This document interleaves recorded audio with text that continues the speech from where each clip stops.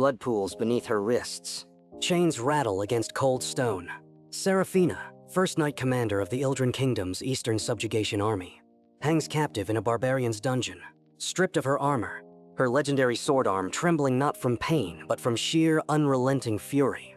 A woman kneels before her, scrubbing away the grime of battle with eerie tenderness, murmuring about preparing a war prize. Seraphina's golden eyes that are decidedly not human, burn with defiance. "Do what you will," she snarls. "I will not break." But the woman smiles and says something that makes even this battle-hardened knight freeze. "You're not a prisoner, dear. You're a bride." And just as the world tilts sideways, we smash to black. Welcome back to the channel. I'm your host, and today we're uncovering the secrets of Ildren Kingdom's Eastern Subjugation Arc. Episode 17, The Bride of the Barbarian King. Let's rewind. The battlefield is a catastrophe. The 17th Eastern Subjugation, a war that has dragged on for 7 brutal years, is collapsing. The Ildren army's left wing has been annihilated. Commander Seraphina, the so-called Crystal Helmet of the Eastern Front, watches her soldiers fall like wheat before a scythe. The barbarian horde surges forward with terrifying coordination, and even the disciplined Ildren knights, the pride of a kingdom built on military supremacy, are being torn apart. The retreat order comes too late. Casualties are catastrophic. And here's the gut punch. Seraphina knows that even if they escape this field, the army is too shattered to make it home. 7 years of war, and it might all end in a muddy field in the eastern wastes. She makes a decision that defines everything. She stays behind. She challenges the barbarian warlord, the one they call the Crystal Helmet of the East, to single combat, a duel. Her life against time for her soldiers to flee. Because apparently when you're Seraphina, tactical retreat means, let me solo the final boss while everyone else runs. The warlord accepts, and what follows is a clash that shakes the earth itself. Her blade against his, steel screaming against steel. 2 titans who recognize something terrifying in each other. She fights with everything she has, and she loses, but not before carving a legend into that battlefield. She's captured alive. Deliberately, the warlord refuses to kill her, and dragged into the heart of barbarian territory, which is where our cold open begins. Now, here's where the episode takes a hard left turn into, wait, what? Territory. Seraphina wakes up in a tent, not a dungeon cell, not a torture chamber, but something almost comfortable. She's been cleaned, her wounds are treated, and a woman named 𝙒𝘼𝙏𝘼, who introduces herself as the warlord's servant, is fussing over her like a bridal attendant. Seraphina, understandably, assumes the worst. Interrogation, torture, information extraction. She steels herself, clenches her jaw, and prepares to endure whatever barbarian cruelty comes next. But 𝙒𝘼𝙏 just keeps bathing her, keeps talking, keeps complimenting her figure. Which, by the way, is peak anime tonal whiplash. For a knight who's fought our lord multiple times, you have quite the feminine body, 𝙒𝘼𝙏 says. And Seraphina's face goes through about 11 emotions in 2 seconds. The psychological warfare here is chef's kiss, because Seraphina can't fight what she can't understand. She's prepared for pain. She's not prepared for hospitality. Meanwhile, we get a flashback. And this is where the world building goes nuclear.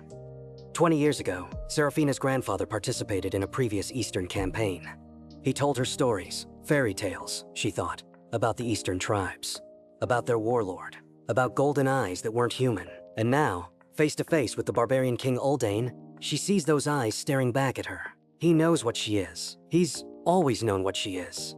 The episode cuts between Seraphina's captivity and the Ildren homeland, where we see the political rot festering beneath the kingdom's gleaming surface. Seraphina's brother, a grotesque, entitled noble, rants about how she should abandon knighthood, marry, and fulfill her duty as a woman. The contrast is devastating. Out east, a barbarian warlord fights her with respect and calls her worthy. Back home, her own brother sees her as a bargaining chip. And then there's the scene with the starving villagers. Common folk brutalized by corrupt nobles, choosing to become mercenaries just to feed their children. Seraphina intervenes, not with her sword but with her authority. And for a moment you see the leader she truly is. Not a weapon, a shield. But the clock is ticking, because 𝙒𝘏𝑗𝑛 finally reveals his purpose, and it's not what anyone expects. He stands before her, this mountain of a man, a warlord who shattered her army, who fights like a natural disaster, and he says the words that break the episode wide open. "I have brought you here to be my bride." Silence. Absolute silence. Seraphina stares, the audience stares, everyone stares, and then chaos. Woe's bride? Mine? Seraphina's composure, the iron wall she's maintained through capture, through humiliation, through uncertainty, shatters. She's not being sacrificed. She's not being interrogated. She's being courted by the enemy, by a barbarian, by a man whose clan has a tradition of taking Ildren Knight Commander brides. Because, and I quote, "Your sword style was so honest, it was love at first sight." Let me say that again. This 8-foot-tall barbarian warlord looked at Seraphina mid-duel, watched her fight with everything she had, and thought, yes, that one, that's the one. It's simultaneously the most absurd and most genuinely romantic thing this anime has ever done. Seraphina, the woman who has defined herself entirely by her blade, who has rejected every suitor, every expectation, every attempt to reduce her to her gender, is completely, utterly blindsided. She can fight an army. She cannot fight this. And the episode ends on her face. That legendary composure cracked wide open, golden eyes wide, cheeks flushed as she whispers, "What is this?" Okay, let's unpack the layers here. First, that moment when 𝙒𝙃𝘼𝙉𝙆𝙎 recognizes Seraphina's golden eyes. He doesn't flinch, he doesn't recoil, he smiles. Because he knows. He's known about the non-human bloodline in the Ildren nobility for generations. Those fairy tales her grandfather told? They weren't fairy tales. They were warnings. The Ildren royal family carries something otherworldly in their blood, and the Eastern tribes have always known. Which raises a terrifying question. What if the entire 17th Eastern subjugation wasn't about conquest? What if it was a rescue mission? Or a retrieval? Here's my theory. 𝙒𝙃𝘼𝙉𝙆𝙎 didn't start this war. He ended it by taking the one person who could end it permanently. Not through violence, through union. If Seraphina, the Ildren Kingdom's greatest weapon, becomes the bride of the Eastern warlord, the war has to stop. It's not a defeat, it's a political nuclear option. And the blink and you miss it detail? Watch 𝙒𝙎𝙆's hands during the bathing scene. She's not just cleaning Seraphina, she's applying something. Oils, herbs, with a very specific, very deliberate pattern. That's not preparation for a prisoner. That's preparation for a ritual. Something ancient.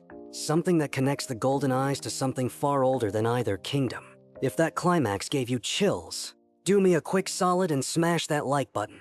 It takes 1 second and keeps the anime dream alive. Drop your wildest theory in the comments. Hit subscribe, and I'll catch you in the next recap.